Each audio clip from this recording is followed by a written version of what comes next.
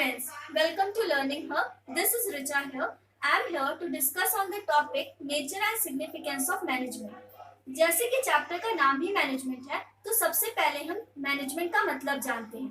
थोड़ी देर के लिए हम बिजनेस पॉइंट ऑफ व्यू को साइड में रखते हैं और रियल लाइफ में मैनेजमेंट का मतलब जानते हैं। अगर हम मैनेजमेंट की बात करें तो ये एक ऐसा फोर्स है which helps in binding everything together. यहाँ हम सिंपल लैंग्वेज में बोले तो किसी भी चीज को मैनेज करना ही क्या कहलाता है, मैनेजमेंट। अब हम इसे एक एग्जांपल के थ्रू समझते हैं। जैसे कि आप सब क्लास 12 में हो, तो अभी आपके लिए सबसे इम्पोर्टेंट क्या है, is to manage your time, कि कब आपको खाना खाना है, कब आपको पढ़ाई करना है, कब आपको कोचिंग जाना है, कब आपको सेल्फ स्टडी करना है। सो इसके लिए क्या करोगे, आप अपना एक टाइम टेबल बनाओगे। सो टाइम टेबल बना के ही अपने टाइम को मैनेज करना ही क्या कहलाता है, मैनेजमेंट। अब हम बिजनेस पॉइंट ऑफ व्यू से जानते हैं कि मैनेजमेंट किसे कहते हैं। Management is the process of getting things done with the aim of achieving goals effectively and efficiently। यहाँ पर मैंने 3 कीवर्ड्स का यूज किया है, process, effectiveness and efficiency. Process का मतलब वो होता है कि जो मैनेजमेंट अपनी सारी एक्टिविटीज करता है अपने गोल को अचीव करने के लिए।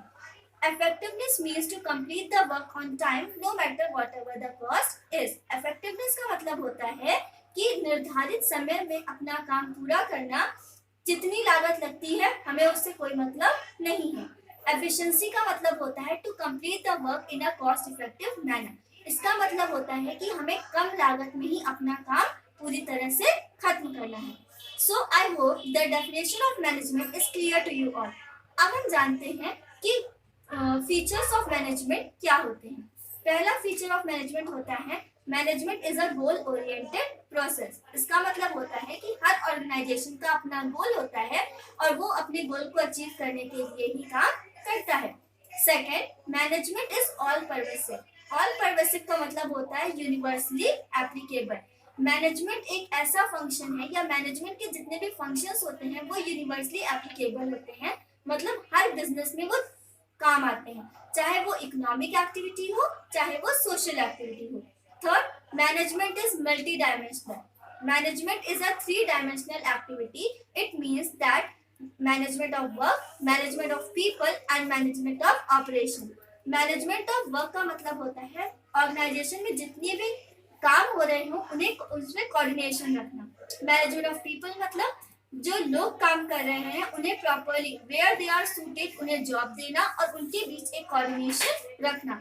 मैनेजमेंट ऑफ ऑपरेशन मतलब होता है मैनेजमेंट में जितनी भी एक्टिविटीज, ऑर्गेनाइजेशन में जितनी भी एक्टिविटीज हो रही हैं उन्हें अच्छी तरह से फुलफिल करना। Next point is management is a continuous process. हम जानते हैं कि मैनेजमेंट कोई एक बार करने वाली चीज नहीं है, क्योंकि functions of management should be done on regular basis. So अब आप पूछोगे कि फंक्शंस क्या होते हैं।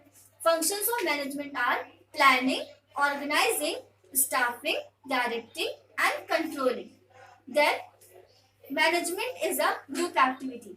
हमें पता है कि कोई भी एक पर्सन कोई भी काम अच्छे से नहीं कर सकता। अगर आपको बहुत सारे काम एक समय पर दे दिए जाएं तो क्या आप कर पाओगे, नहीं ना। सो इसके लिए चाहिए कि हमें बहुत सारे लोगों की हेल्प चाहिए होती है। So management is that only. Next function is management is dynamic in nature. मतलब मैनेजमेंट में क्या होते हैं, मैनेजमेंट कोई भी ऑर्गेनाइजेशन में मैनेजमेंट तभी सूटेड होता है जब वो अपने फैक्टर्स मतलब जो चेंजेस होते रहते हैं उन्हें टाइम टू टाइम क्या करता रहे, अडॉप्ट करता रहे। Management is intangible in nature. Intangible का मतलब वो होता है कि जिसे ना आप छू सको ना आप देख सको, बस आप उसे फील कर सको।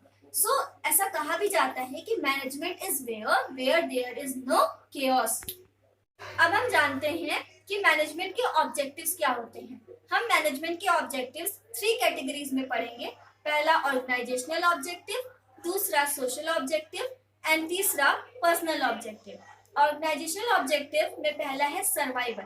हर बिजनेस चाहता है कि वो ज्यादा से ज्यादा टाइम के लिए मार्केट में सर्वाइव कर सके और इसके लिए उसे क्या चाहिए, उसे अपनी गुडविल मेंटेन करनी पड़ती है। दूसरा profit. The motive behind starting any business is to earn maximum to maximum profit. तीसरा पॉइंट ग्रोथ।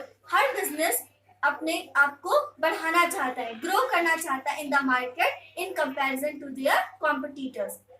अब हम आगे पढ़ते हैं social objectives.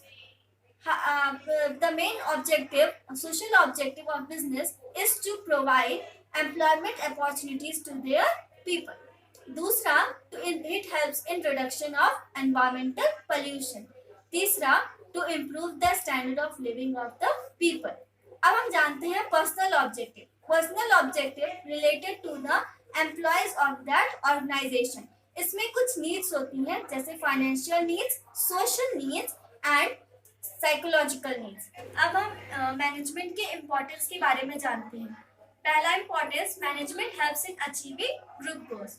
Second, management helps in increasing efficiency by proper utilization of resources, and management helps in creating a dynamic environment, and it helps in achieving personal objective. That's all for today. Let's be talk in the next session.